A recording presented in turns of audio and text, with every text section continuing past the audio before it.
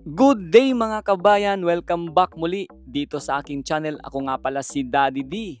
At heto mga kabayan ko, no, good news! Ang inaabangan at talaga namang pinag-uusapan ng malapit na malapit ng magbukas or bumiyahe itong LRT1 Cavite Extension. So nandito ako ngayon mga kabayan ko, no, itong pinapakita natin na lugar.